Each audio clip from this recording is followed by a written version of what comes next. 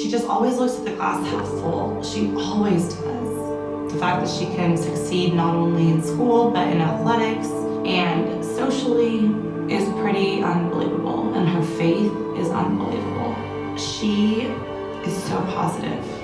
I learn from her every day. If only I could be a quarter of how strong you are.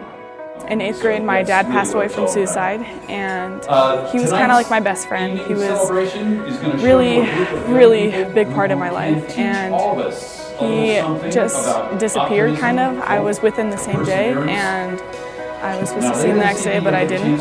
And it was just kind of a rough start from there, because he helped me through the bullying that I went through in 7th grade. From there, I didn't really have my same place. I didn't really think that I was going anywhere because everything kind of ended. But from there, I started leaning on one of my teachers. Her name is Mrs. Topchin. She is such a sweet teacher, and I love her so much.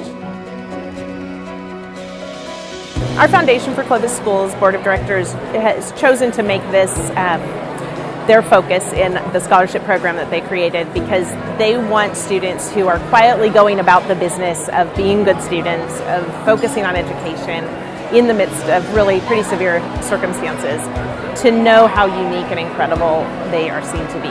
And what is really particularly moving about tonight is not just the 16 individual stories of the students that we're going to hear, but also the educators who have surrounded those students, oftentimes one of the few adults that are really active and engaged and involved in their lives. What that says about the educators and the relationships that they form, and how closely they watch their students and see that potential and hope.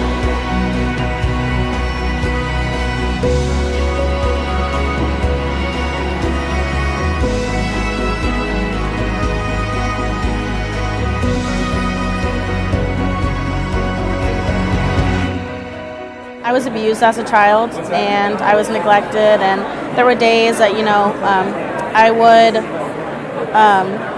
give my food up for my siblings so they wouldn't go hungry. After 7, I was taken from my home, and I went through the foster care system for 4 years, where I lost all but one of my 5 siblings, and that was really a struggle for me. School wasn't really my focus going through all that, so in 6th grade I couldn't tell you what 5 times 5 was, which was really bad, but I ended up graduating from high school with a 4.0 GPA, and that's pretty much why I'm being honored here, is because I embody a student of promise. I showed that I was willing to work really hard to not be a negative statistic, because foster care students are not very likely to go to college even and graduate, and so I wanted to show that these students can do that. And we have faith in you to deliver on this promise. I have seen a number of years worth of Student of Promise honorees, and it's amazing to me how humble they are, and how often the response is surprise and shock that someone has noticed or recognized